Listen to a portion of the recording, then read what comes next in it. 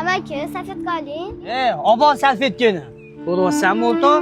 Antichetda onasi turib bolasini jo'natadi. Rahmini keltirmoqchi bo'ladi. Bir so'm pul bermagin bular. Mana bola, Mana amaki. salfetkani boshqasiga sotasan. Bora qol.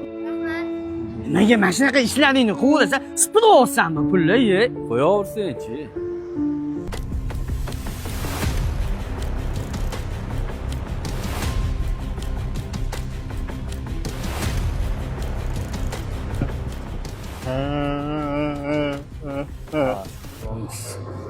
Mana. Sen jinnimi? Sen nimaga pul beryapsan? Ha? Bular hammasi mashinik-ku. Yo'q, o'rtoq. To'ni yoqalayapti. Bora qol.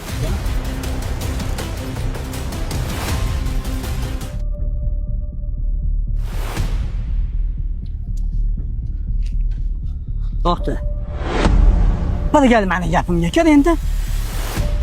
Yaxshi o'tiribsizmi? Rahmat. Qo'ysin-chi o'rtoq. Shoshmay tur. Bunaqaligi o'yin bo'lib qoldi. Uyalmaysanmi? 4 putching soppa-sog' bo'lib turib, aravaga o'tirib olgani. To'g'ri yo hammani oldida sharmandang chiqasizmi? Buni oyog'i bor o'zi.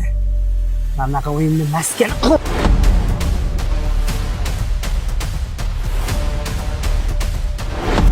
O'rtoq, har doim ham sen aytgandaqa bo'lavermaydi.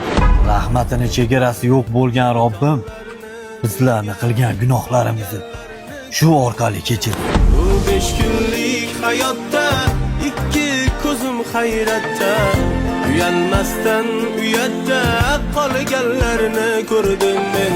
Yengilib ba'zan yo'lsiz qolib birov qarovsiz, hatto cho'qsiz olovsiz yonganlarni ko'rdim men.